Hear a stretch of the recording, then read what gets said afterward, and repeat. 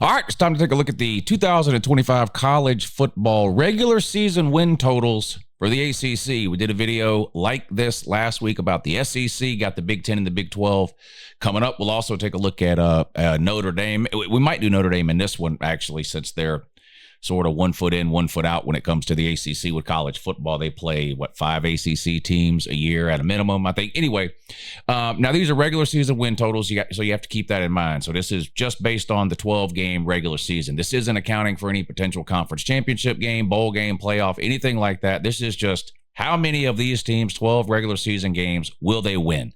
Now, these are betting numbers, so it's just an indication, really, of the college football public's expectations of a team, right? If a team has a really low win-loss total, then that just means that the public doesn't expect them to win very many games. Now, people then bet on these numbers, right? So if a team has an expected win total of, let's say, 7.5, obviously you can't win 7.5 games, but it's a betting number. So people look at that and they go, oh, well, I think this team's going to win more than 7.5, so they bet over 7.5. Or I think they're going to win less, so they bet under, right? And the number kind of fluctuates as bets come in on different teams. So this is not any sort of guarantee that a team will be good, bad, anything. It's just an indication of the betting public's feelings on a team heading into the 2025 season. So we're going to run through these. Before we do, which team do you think will have the highest expected win total? Which team do you think will have the lowest expected win total? Let me know in the comments down below. And then once we go through these teams, you can tell me your thoughts on some of these win totals. We'll start here with Boston College. They're sitting at 5.5. This seems a little low to me for Boston College. Now, not that there's some kind of a elite or dominant program, but it doesn't seem like they they don't have these 2 and 3 win seasons. They're not, I wouldn't put them in a league with, say, Vandy from the SEC or whatever, the sort of worst handful of teams in a given year. Florida State last year at 2 and 10. So I don't know, this number seems a little low. I'm not here to do predictions. I do predictions, but I don't do those until the end of May, beginning of June. We're in the middle of spring practice right now, spring games coming up, and in some cases have already happened. You have another transfer portal window that opens in a couple of weeks. So I'm not here to necessarily make any predictions, but 5.5 does seem a little bit low to me for Boston College. Cal, one of the newcomers to the ACC last year, only slightly better at 6.5. So at least expected to make a bowl game there at maybe 6 or 7 wins. Clemson, one of the favorites, probably the prohibitive favorite to win the ACC this season, is the Clemson Tigers. They won the ACC last year. They get Cade Klubnik back at quarterback, who had a unbelievable bounce back year last season. This time last year, one of the biggest concerns about Clemson was Cade Klubnik. He had a terrible 2023. There's no sugarcoating it. They had a massive turnover problem there. They corrected that last year. Cade Klubnik had a really good season. And while Clemson did lose 3 regular season games, they only lost to 1 ACC team in the regular season, Louisville. Their other 2 losses came to Georgia and South Carolina, so they still made the conference championship game in the ACC and won it. They beat SMU, punched their ticket to the college football playoff, where they played pretty good against Texas, I thought. Came up a couple of touchdowns short there, but I thought that was a pretty good game. They are the favorite, or one of the favorites, to win the ACC again in 2025. Dabo and company's win total, or expected win total, for this coming season sits here at 9.5. Now, that's pretty high. If you remember when we did the SEC win totals video last week, nobody had a win total higher than 9.5. 4 teams in the SEC had a win total at 9.5. Georgia, Bama, Texas, and Tennessee. Clemson sits here with them at 9.5. Now, they've got some tough games. They open with LSU. They, of course, have South Carolina at the end of the year, so the potential exists for Clemson, again, at least a possibility, to lose 2 SEC games, one at the beginning of the year, one at the end of the year, which is what they did last year. While that will affect this win total number here of 9.5, it will not affect Clemson's ability to potentially make an ACC championship game. So we'll see how they do. But the expectations for Clemson right now sit at 9.5. Duke, a little bit of a disappointing season to me last year, considering, they brought in Manny Diaz. I thought they were going to get good quarterback play. It didn't necessarily work out that way, and now he's transferred out. So even though this is the second year there, for Diaz, it kind of feels like they're starting over. And if you look at the win total, this is kind of where we're used to seeing Duke over the years. A couple of years ago, of course, they kind of overachieved the Riley Leonard year before the year before he transferred to Notre Dame. They had a couple of big wins in the first half of the season. Riley Leonard, of course, got hurt and sort of derailed that there at the end. But looks like not much expected from Duke in 2025. Their expected win total sits at 6.5. Florida State. I'm tempted to save this one for the end. I'm extremely curious what people think this number will be. I haven't looked at this number. Of course, 2 seasons ago, they ran through the regular season undefeated, won the ACC championship, and then got obliterated 63-3 in the Orange Bowl by Georgia. And they followed that up the following season last year with one of the worst seasons in program history. They went 2-10. Just an absolutely abysmal season for Florida State. Which one of those two sort of extremes do you think is more likely in 2025? Do you think there's a better chance they win the ACC or a better chance they win 2 or 3 games again? Now, the obvious answer is probably neither. I don't think they have the pieces to dethrone a Clemson or even a Miami or potentially even Georgia Tech or Syracuse or I don't know. But I find it extremely hard to believe that a school like Florida State could possibly suffer 2 seasons in a row like the one they suffered last year. So my guess here is that the over-under win total for Florida State is going to be above the bowl mark, so somewhere above 6.5, maybe 7.5 would be my guess. I can't imagine it's higher than 8.5, but I'm going to go with 7.5. Let's see what the actual number is for Florida State. Yeah, it's 7.5. Now, I already know every Florida State fan on the planet thinks they're going well over that. Well, you can bet this right now. Go ahead and make yourself some money. The over-under sits at 7.5. Again, my point in doing these videos is not for me to make a prediction, but I think that's the right number. I can see Florida State having a bounce back year where they go 8-4. It's hard for me to see much above that, I'll be honest. And I could also see them maybe losing another game or two you don't expect and sitting there at the end of the regular season at 7-5, which of course would be under the 7.5. So again, that's not me making a prediction. Sometimes I look at these win-loss numbers and I go, what? That doesn't look right at all. Like that's way off. That's way too many, or that's not nearly enough. In this case, it feels like that's probably the right number given where Florida State was at last year and what they sort of look like heading into 2025. Let me know what you think about it. 7.5. Georgia Tech. This one interests me too. I think they overachieved last year. They nearly beat Georgia in the regular season finale, one of the wildest college football games we've seen in a while. 7 overtimes that thing went, or was it 8? I lost track after about the 4th overtime.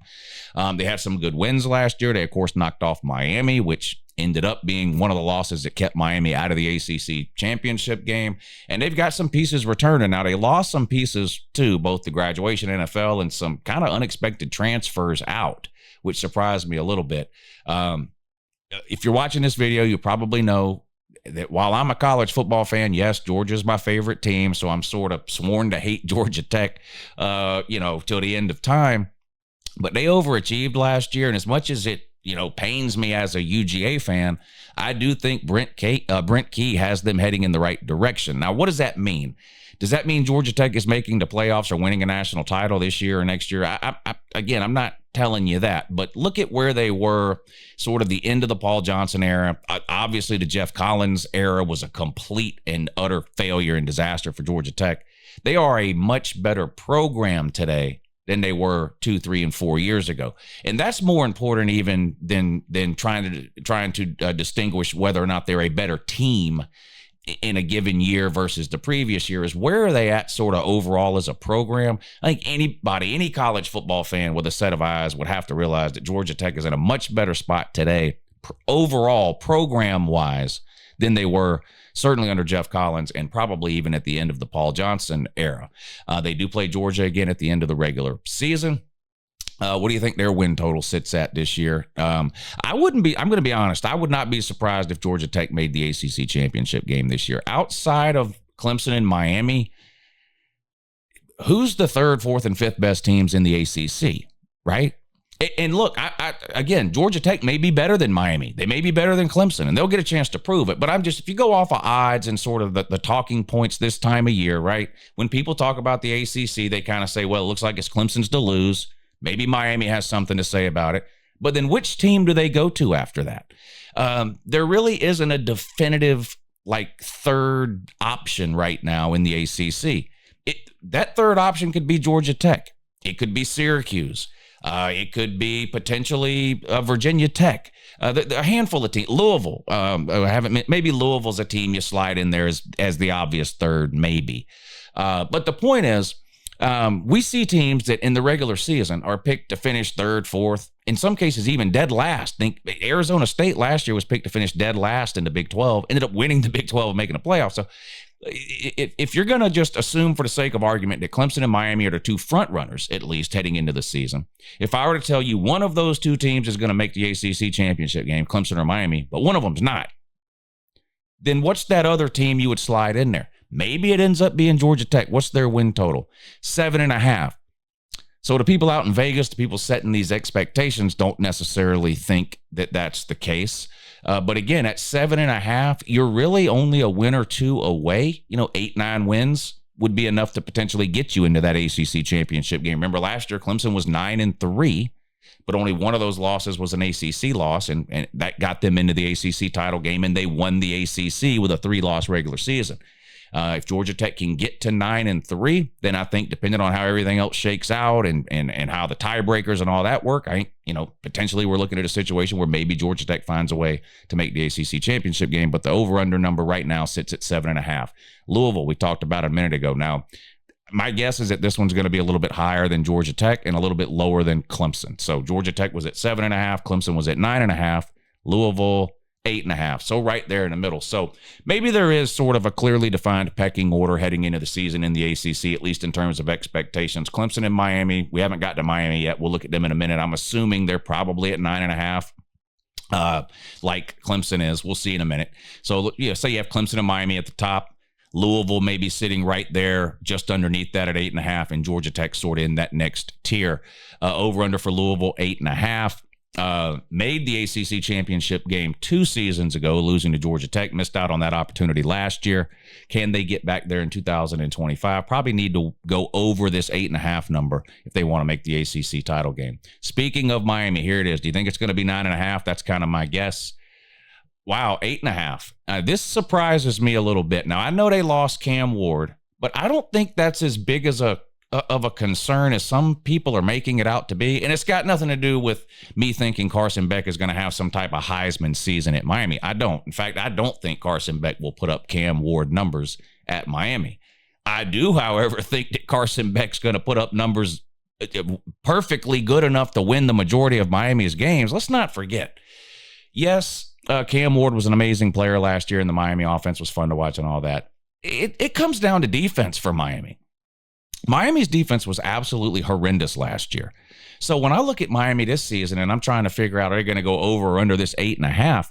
Carson Beck or losing Cam Ward and getting Carson Beck, and what about Carson Beck's injured elbow and he's not as good as Cam Ward or whatever. That's kind of down the list of things I start to think about when I'm kind of handicapping what type of season Miami might have. To me, it starts with their defense. Now, they got a new coordinator, a lot of new staff over there. Their defense is going to have to play a whole lot better because the reality is their offense really can't get any better. That's one of the best Miami offenses, at least in terms of production, points, yards, that we've ever seen. And you can go back and look at any of those great Miami teams from the 90s and early 2000s. This last year's Miami team offensively might be the best of the bunch, at least when it comes to the numbers.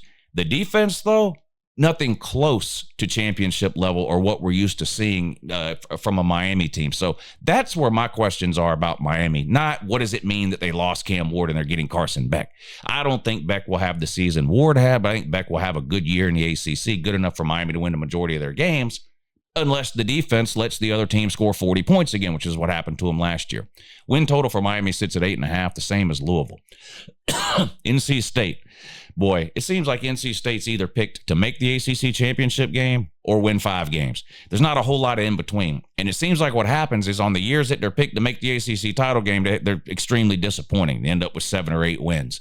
And then in the years when you don't expect anything at all, 4, 5, 6 wins, they win 8 or 9, barely miss the ACC championship game. And so the next offseason, everybody talks about them making the ACC championship game, and then they win 6 or 7 or 8 games. So I don't know. Anyway, what's the win total? 6.5. Now, I'm going to tell you what, look, now, not knowing all that much about their roster yet, again, this isn't a prediction video. I don't feel like I need to know all that much about them right now. But just based off what I know, recent history on what NC State has done, and what I just said about the preseason expectations in a given year for NC State versus what it actually ends up happening in the season, when I see a win total this low for NC State, it makes me want to automatically pick the over. Because this is sort of the pattern that NC State is in, right? Last offseason, we were told NC State was a contender to win the ACC. They were terrible. They were horrible. Now, this year, they're telling us they're barely going to make a bowl game. Over-under win total at 6.5. That tells me they're probably going to beat some good team in the ACC, finish with 8 wins, and then next offseason, we're going to have to hear about NC State being a contender for the ACC again. So, again, while this isn't a prediction video, my initial sort of inclination here is to take the over 6.5 wins blindly without even looking at the schedule or knowing that much about the team. Just, again, the history of NC State leads me to believe over might be the way to go on NC State and 6.5 wins. North Carolina, brand new head coach Bill Belichick. I'm not a believer. I don't think it's going to work. I think it's a desperation hire. You're hiring an 85-year-old man who has never been a head coach in college and hasn't had anything at all to do with the college game since the late 60s, early 70s. I just think it's a massive disconnect. I don't like the hire at all. That reminds me a lot of the Herm Edwards hire that was made at, I guess I was Arizona State about a decade ago. That crashed and burned. I've got no ill will towards North Carolina. In fact, I think it's mind-boggling to me that either North Carolina or NC State, one of the two, can't become a permanent top 15-ish type team. There's a lot of high school talent in the state. Those are 2 big schools with passionate fan bases and a lot of money. It blows my mind that no North Carolina team can sort of become a consistently top 20-ish type team. It should be North Carolina. I'm just not a buyer in this hire of Bill Belichick. What does Vegas think? What's the number for North Carolina next season, first year for head coach Bill Belichick? 7.5 wins, so expected to be better than North Carolina State, better than Boston College, who we've already looked at, not quite as good as Louisville, not quite as good as Miami or Clemson, about the same expectations as Georgia Tech. Georgia Tech's win total was at 7.5 as well. I'll take the under here. I'll take the under on North Carolina. I'll take the over on NC State. I'll take the over on Georgia Tech. Again, not a prediction, just sort of where my head's at right now at this point in the offseason. That's kind of how I'm leaning on some of those. Pitt, the Pitt number sits at 5.5. Again, they're just one of those teams in the ACC that's almost forgettable. Once every few years, they kind of remind me of like a Northwestern or a Minnesota from the Big Ten. Now, back when the Big Ten had divisions, that you won't, it'll be a lot more rare that something like this happens now. But either like every 4 or 5 years, you'd look up at the end of the year, like Minnesota with PJ Fleck or Northwestern with Pat Fitzgerald before he was fired. They're sitting there at like 9 wins or something. And you're like, how in the hell are they in the Big Ten title game? Or how do they get to 9 or 10 wins? It's like every 3 or 4 years. So Pitt does that every once in a while. They've made some ACC title games. They've had some decent years. They've even had some good players put in the NFL. It's hard to rely on them consistently on a year-to-year basis. And again, this isn't a prediction video, so I haven't done a whole lot of homework on Pittsburgh. I don't know their schedule. I can't tell you exactly who's coming back from last year and who's not. I'll have all that sort of information nailed down before I start to do the prediction videos at the end of May, beginning of June. But when I see this number at 5.5, it tells me that the people that do know those things already don't expect very much from Pitt in 2025.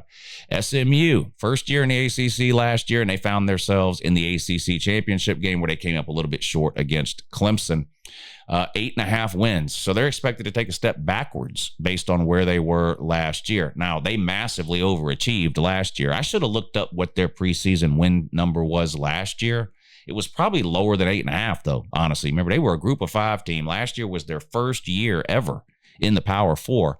Not only did they exceed expectations, actually, made it to the ACC championship game and even ended up making the playoffs. So they massively overachieved last year. Will they do it again? I think they can. Let's keep in mind here, there are not a lot of hurdles to jump over in the ACC. I mean, and they had a very favorable schedule last year. If it falls like that again for them, would anybody be shocked if they wound up in the ACC championship game again? I like their coaching staff. They've got some players, a ton of money there at SMU. 8.5. You think they can go over that? I think that's probably the right number. 8.5. 8-4, 9-3, somewhere in there. I don't know. That's an interesting one to me. That is an interesting one to me. Stanford, a mess, a giant mess. Their win total sits at 3.5. They fired their head coach a couple of weeks ago. Andrew Luck is there. What's his role? Not sure. He's kind of GM, kind of VP, kind of proxy coach. It's unclear really to me exactly what it is that Andrew Luck is doing there. But one of the first things he did when he got there was this investigation into the head coach, and he, of course, has since been fired or resigned or however they, however they word these things. Point is, Stanford finds themselves without a head coach basically in the middle of spring practice. It's just not good, not conducive to a positive 2025, and this number reflects that. Stanford sitting at 3.5. Syracuse, one of the surprise teams last year in the ACC with first-year head coach Fran Brown and a transfer quarterback, Kyle McCord, who they got from Ohio State, had an unbelievable season. Kyle McCord did. Now he's gone, so they got to replace him. But Fran Brown, not afraid to use the portal, and he hit a lot in the portal last year. As opposed to miss is what I mean there. Portal players can be kind of hit or miss, and when you rely heavily on the portal, you need a lot more hits than misses if you want to have a successful season. And I think by any measurement, year one for Fran Brown at Syracuse was a successful season. How's he going to follow that up in year two? Not very well, according to the people out in the desert. 5.5 wins. Syracuse not even expected to make a bowl game. Didn't they win 9 or 10 games last year? Wow, this would be a massive drop-off here for Syracuse. Again, not a prediction video. Haven't done a lot of homework on Syracuse, but I'm willing to blindly put $1 on the over 5.5. Maybe, do they have a brutal schedule? This seems extremely low. This seems really low to me. I don't know. Virginia, another kind of forgettable team. Virginia Tech hasn't been much better. But like the North Carolina teams, doesn't it seem like there should be a Virginia team that can consistently put a top 25 product on the field? And it's been 25 years since Virginia Tech was kind of relevant year in and year out. You got to go basically back to the Michael Vick days. I don't know. Hard to understand what exactly is going on there. Not much expected out of Virginia. 5.5. What about Virginia Tech? Not much better. 6.5. You got to remember, Virginia Tech was hyped up big time last offseason by idiots like me, and they did not live up to the hype at all. So is this an overcorrection? Is this an NC State situation?